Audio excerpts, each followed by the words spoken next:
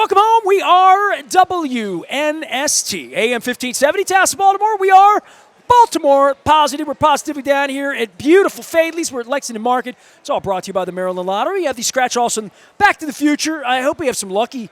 I almost gave one to an underage person here a little while ago. John Martin would have had me, so give me that ticket back.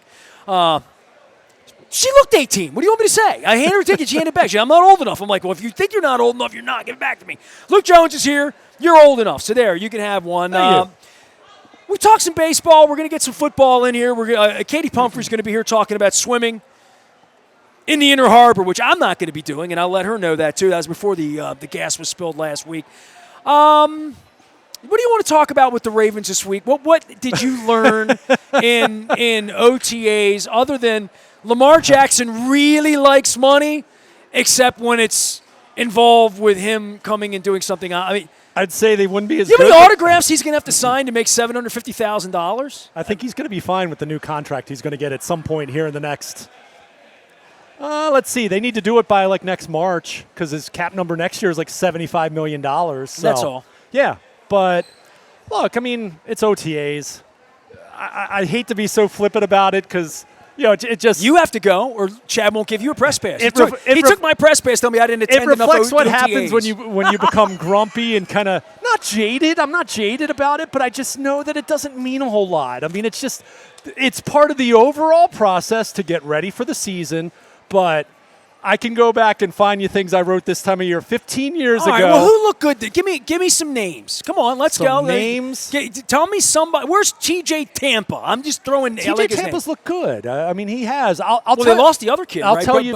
Bo Braid. Right. Minor ankle injury. He'll be okay. I think he'll be ready for training camp if he doesn't take part in minicamp. I mean, we'll start with the secondary because obviously we know they lost Ardarius Washington. They drafted Malachi Starks, who, by the way, I'm really impressed with him. See, this is what I want to know. Really impressed with him. That's why people listen to the show. I haven't had a chance to have a one-on-one conversation with him yet, but think about it. He's a first-round pick, so we got him that night on a Zoom. Came into Owings Mills the following day for his introductory where he holds up the jersey. We talked to him at rookie camp. We talked to him then on the final week of OTAs. And he's impressive. He's not quite 22 years old yet, and he talks like he's 30. I've said that about Kyle Hamilton at various times, and he's cut from the same cloth in that way. And they need more grown-ups around there after the Justin Tucker thing. He's so impressive from the standpoint of he was kind of asked because at Georgia, I mean, he was a Red Star prospect. You right. Remember that system with the Raven Scouts and all of that, guys that would stake their name and reputation to a specific draft prospect. But he was asked about being a leader at Georgia. And I thought this was not just something that was impressive from a football standpoint. It was impressive just to hear a young man say this in a general sense. And he said at Georgia, I had to learn to follow the right people to learn how to lead. And I thought about that. And I'm just like, that's really deep for a 21-year-old young man. To think about it. For any of us that fancy ourselves being in some kind of a leadership position, chances are you didn't just... As much as we hear the term a natural-born leader, really, you might have some instinctual tendencies that way. Yeah, where did Ray Lewis see that? Where did he get that? Chances are you saw that from someone, whether it was your father, your older brother, a teacher, a coach, your principal, whatever the case might be. But I thought it was so interesting. He was asked about being a leader and transitioning to the next level. He said, look, first of all, I've got to learn what I'm doing and I got to know what I'm doing before I'm going to expect anyone else to follow my lead. But he said, at Georgia, I learned how to follow the right people that I saw how they led, and then I would take elements of that, take cues from them, and you grow into that role. And I just thought that was impressive. I mean, he's looked like a first-round pick on the field. I'm not going to sit here saying he's the next Ed Reed, but he's looked perfect. There have been no... he will be starting in Buffalo on September 7th. Yeah, right? I mean, he's going to be starting. I mean, he's going to be play playing 65 snaps, and that's what's going to happen. At this point, yeah. I mean, with Washington on the shelf, I mean, the training wheels that he might have had to start the year, I mean, that's not going to be the case anymore. Unless they, I still think they're going to sign a safety. Not going to have the road that Wiggins had last year, is what you're saying. Exactly. Right? Yeah. I mean, Wiggins didn't play a whole lot early on and then kind of grew into a starting role. And that's what they usually prefer unless you're Kyle Hamilton. Yeah. Well, even Kyle Hamilton was brought along slowly, if you recall. I mean, I still remember vividly They did the stadium practice. So this was the second week of training camp, something like that. And they were doing one-on-ones, wide receivers and tight ends against corners and safeties. First of all, that drill always favors the pass catcher. Always does. So he was beaten by some undrafted rookie wide receiver. I literally can't remember the guy's name. And I remember people were going bananas about that. Like, Kyle Ham, like, what? This guy can't cover this scrub? And everyone was like losing their mind about it. And it's just like, guys, it's one rep in a training camp practice that didn't have any, like, it was one-on-one. It wasn't even 7-on-7. But it happened in the stadium in front of people. It did, and it went viral on social media. But Kyle Hamilton, think back to that was the year they lost in week 2 to the Dolphins. Right. Remember, Tyreek Hill went nuts in the second half. And he was out of position a few times. It wasn't just him. I mean, they had 3 or 4 different guys melt down at times in that second half.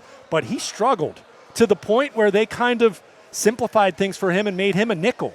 And he did that very well the rest of the year. But there were growing pains for him. So the point was not that Starks is going to be perfect or that he's not going to have some growing pains. I'm sure he's going to have a hiccup or two.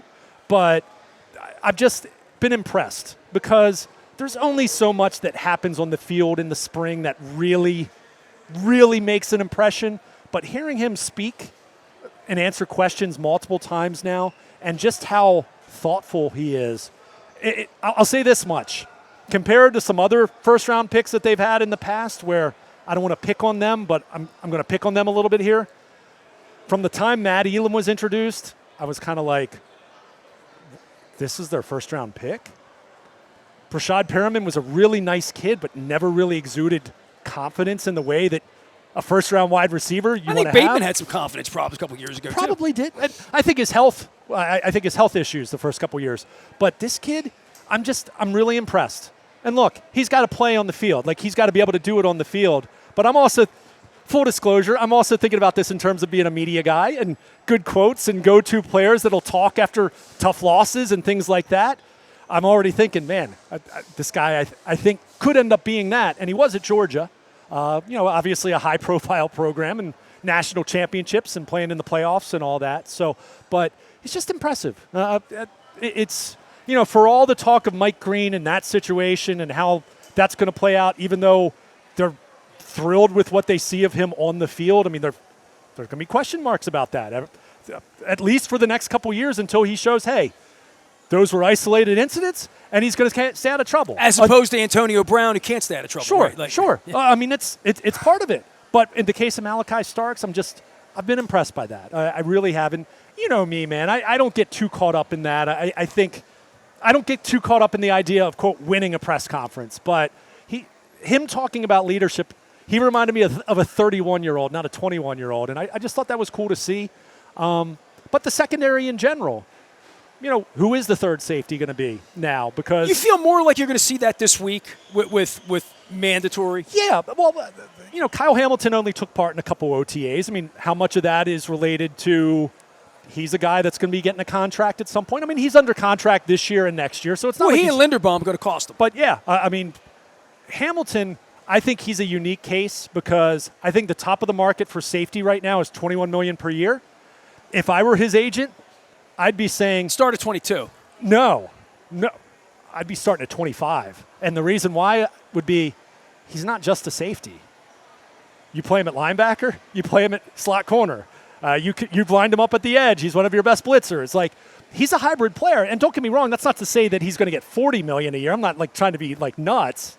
But if I'm his agent, I'm looking at him, and my argument is he is so valuable to you guys beyond just what the best safety is that, I'd be trying to kind of reset the market a little bit with him. I mean, we're going to see how it plays out. There's other than Lamar, there's no one else on this roster that, in my mind, they could afford to lose, more like with. If they didn't have him last year when the safety position fell apart, they would have never recovered. They had the problems they did even with Kyle Hamilton. But obviously what he was able to do, becoming kind of a more traditional safety out of necessity. And he also took really the job of a guy who was making $16 million a year.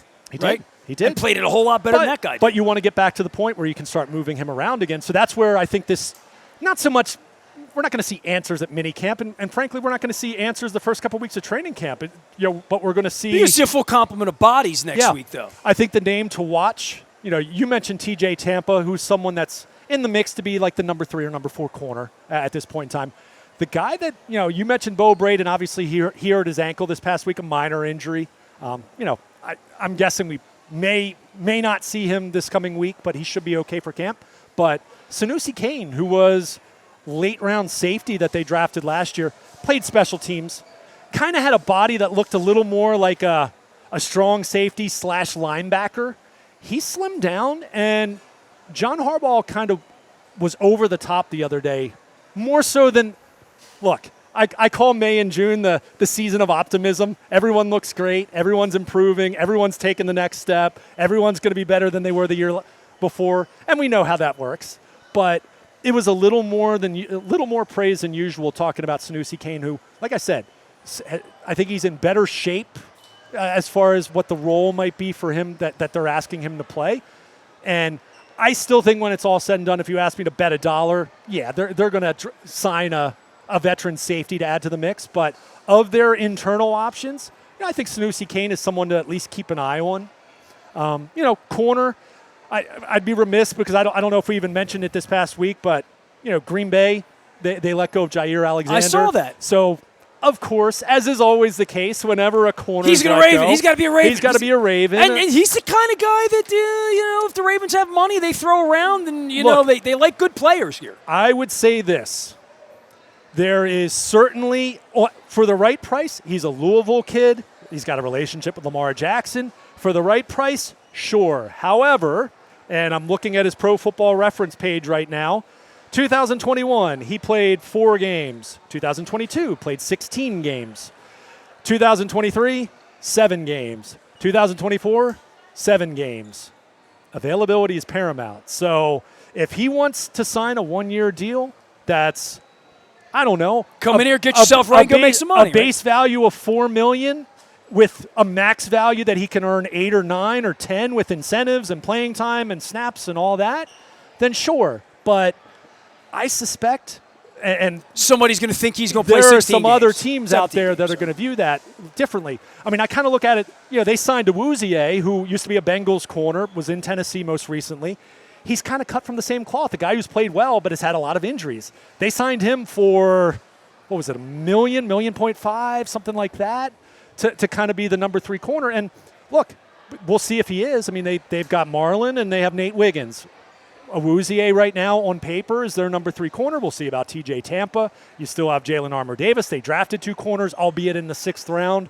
But Alexander would be an upgrade over him. Oh, he'd be an upgrade. Yeah. Oh, no question. But if he's not on the field. But he's not an upgrade if he's on the sideline. Yeah, Awuzie plays 17 games. He plays 9. But that's the problem. But Awuzie's also had injuries too. So, again, right player, right price. I am not at all saying I wouldn't want him.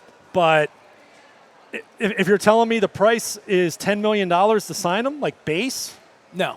I would say there are other directions I'd probably go than that. But I don't know if they have a need for him as a $10 million player. Well, sure. Right? Well, and that's part of it. And look, I just threw out $10 million. Yeah, just throwing it out there. They have the position covered. They can go play this weekend. As Ozzie would say, right? That's a lot of.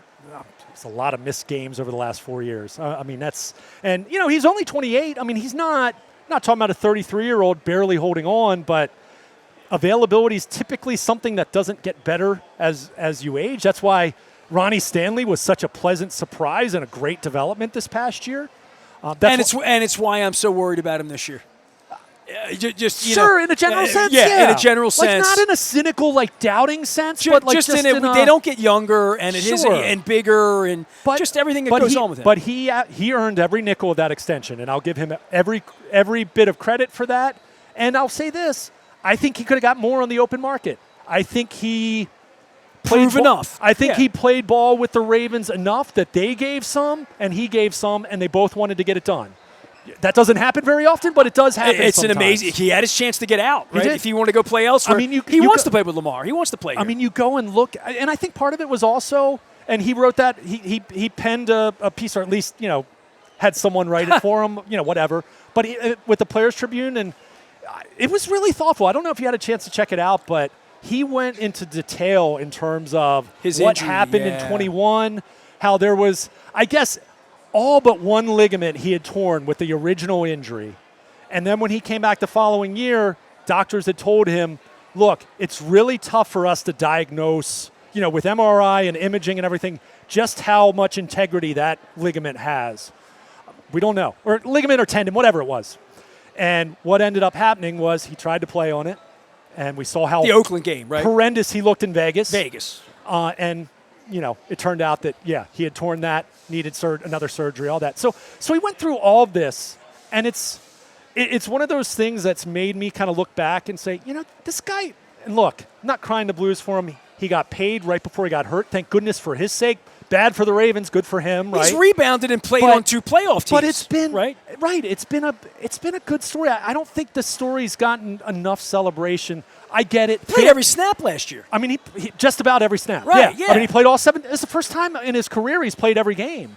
So I think it's one of those stories that it's a good story. Like, I get it. He made a lot of money, missed a lot of games. I wouldn't have bet $1 on a guy that size having 2 years ago, kind of redemption. Right? 2 years ago, if you would told me 2 years ago, is it more likely that Ronnie Stanley signs an extension with the Ravens or his career is basically over? I would have said his carear is basically over based on what we were seeing. He's never going to get another contract, right? So, you would have definitely said that. He got real money. I mean, not $100 million, but he got real money. And I want to be clear on the Ronnie Stanley thing for those of you who may be new to the party. The day he got injured 5 years ago, I immediately wrote, they can't win the Super Bowl without him. He's on that short list. Like, literally, he was one of those guys in the way that you think Kyle Hamilton would be a catastrophic injury for their defense. I mean, let's face it. Number 2 to Lamar, right? And you'd say the same thing about the Eagles. You'd say the same thing about Kansas City, Buffalo. Go through all. By the way, I'd say that about Derrick Henry at this point. If they don't have if Derrick Henry gets gimpy week 2 and can't play this year, they would be a much diminished team in the way that the Orioles are diminished without Grayson Rodriguez to me. You know what? Like the only way I would push back would be, well, they were a touchdown away from going to the Super Bowl the year before, right? I mean, they were a Zay Flowers not fumbling the ball over the goal line. Over the body of the year, but it's important. I need Derrick Henry. Let me be clear. I'm not saying he's not a phenomenal player. He is. You lobbied against us getting him for long enough. I didn't lobby against it. Now that he's here. You're miscategorizing my feelings just on because I was predictive. So, but they still got to win the Super Bowl. But the point is with right, true. I mean, everyone's waiting on that. I mean, that's why every time I do an out-of-town radio hit and they ask me, what is the one move that the Ravens are away of winning the Super Bowl? It's like Lamar Jackson not turning it over, Mark Andrews not fumbling, Zay Flowers not fumbling the ball across the goal line like he did against Kansas City 2 years ago in the title game. It's like they need their stars to play like stars in the biggest spots. I mean, it's not like some magic answer. When their stars are goats and not the good kind of goat in playoff games, right? So look, we'll have plenty of time to talk about that. But, each of those contenders has maybe 3, 4, maybe 5 players on their roster where you'd say if they lose that guy, it's probably not happening. Obviously, the quarterback, any of those teams lose their quarterback, they're done. They're done. Chiefs might have already lost Travis Kelce. I saw him up there with Taylor. He was at the hockey game. I saw that. Canoodling. So, great. That series has been awesome, by the way. You know me, I'm not a hockey guy. They were one of the basketball games 2 weeks ago, too, weren't they? Probably. Yeah, they were. They make the rounds. But I think they did a Knicks game, as I remember. But no, I mean, going back to the point I was trying to make, and, just since we mentioned January, I mean, I still think that's part of the challenge for this team is just the mental part of navigating another season, trying to stay as healthy as you stayed last year. I mean, we already saw this with Ardarius Washington. That's already a more consequential injury than any injury they had last year, other than the timing of Zay Flowers getting hurt. I mean, Zay Flowers, that wasn't a 3-month injury that he had, but it was a 3 or 4 week injury that he had, and it happened at the worst time. But so much of that for them, I think, it's just a grind that they have to go through OTAs, mandatory minicamp, training camp, the preseason, the first 3 months of first month of the regular season, making sure you get off to a better start than you did last year because you want to have home field advantage. But that's such a long path just to get back to where they were in Buffalo in mid-January.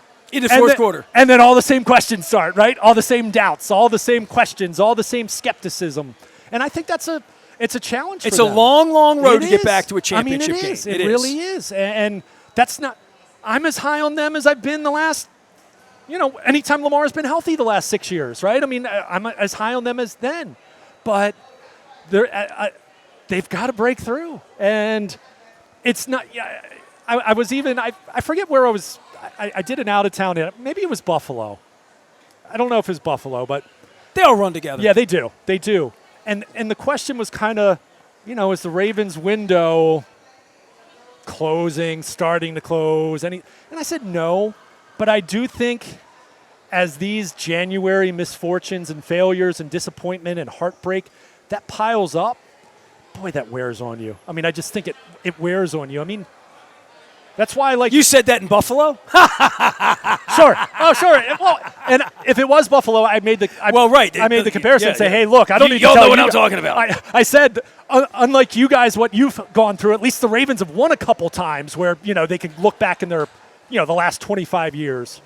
But it is, like, it's a grind. I mean, I think it really is. And, this is where we kind of, bring it back to the present. Like, well, Lamar will be here this week. He'll be here this week. Kyle Van Noy will be here this week. And unlike in Cincinnati where the rush edge doesn't want to come to practice, guys holding out this time of year looking for money and fighting with the team and all that, that's not where you want to be first week of June. It's not. It's not. It's something that's part of the deal sometimes. But, yeah, Cincinnati, put him aside. They're still fighting with Trey Hendrickson. Don't get me wrong. Well, they gave all the money to the wide receivers. I get it. Burrow, Chase, and Higgins are signed. Great. And they'll score a lot of points, and they'll win some games that way. 41-31. But we learned last year they couldn't win every week. They're going to lose some 38 to 27s. Yeah. They lost 2 games to the Ravens that way last year, right? So I look at them. I don't know if you and I have we given any breath, any oxygen to Aaron Rodgers now officially being a Steeler?